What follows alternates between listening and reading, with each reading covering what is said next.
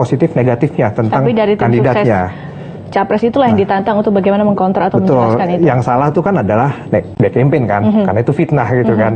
Nah, jadi challenge-nya dari tim sukses ini untuk selalu mengcounter campaign itu secara cerdas dan meyakinkan. Oke, baik, kita jeda sejenak saudara. Kita akan membahas bagaimana kemudian peranan para tim sukses atau para pendekar media sosial yang membela capresnya dalam di media sosial. Tetap bersama kami di Demokrasi Kursi. Nah, di samping saya saat ini sudah ada Mas Panji, seorang seleb tweet yang rajin sekali di sosial media. Udah deh, gak usah sombong. Saya bukan seleb tweet, saya seleb beneran. Oh, oke. Tolong. Ya. Oke. Aduh, kacau deh. Ya. Gimana? Pilpres. Ya. Apa yang menarik diamati dalam sosial media? Termasuk mengikuti isu-isu yang ada Pak Jokowi, ada Pak Prabowo, ada Pak Ical. Yang menarik adalah melihat bagaimana bangsa Indonesia lagi berusaha untuk belajar memanfaatkan kebebasan berpendapat. Karena setiap orang boleh dong ngomong apapun. Ya. Tapi lucunya, bahkan oleh mereka yang membela kebebasan berpendapat, ketika ketemu orang yang beda pendapat dengan dia, Bone pengen ikut ngebungkam gitu. Jadi lucu gitu. Cuman emang begini adanya, kita memang masih baru belajar soal kebebasan berpendapat. Setiap orang boleh ngomong apapun, yang ngomong kasar juga nanti akan kena resikonya sendiri.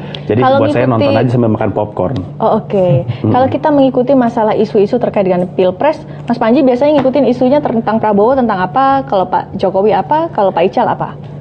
Kalau Pak Ical enggak sih, enggak gitu terasa kayaknya obrolannya. Mungkin waktu di Teddy Bear lah ya, iya, terasa.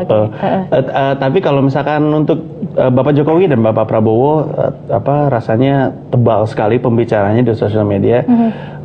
Kebetulan saya follow banyak teman-teman yang pro terhadap kedua-duanya.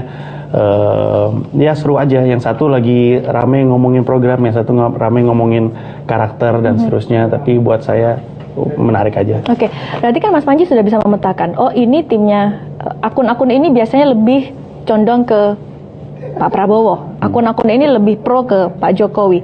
Kalau melihat dari dua tim yang saling membela ini, dan juga mungkin saling membungkam satu sama lain, lebih suka gaya stylenya yang siapa?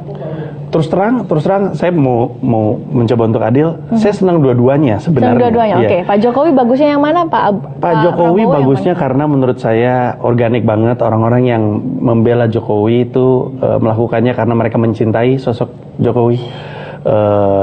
Yang saya senang dari pendekatan Prabowo adalah saya senang bagaimana mereka selalu berusaha untuk membalas atau menyampaikan sesuatu diiringi dengan data sebaik mungkin, bahkan selengkap mungkin kalau mereka bisa. Sebenarnya menarik.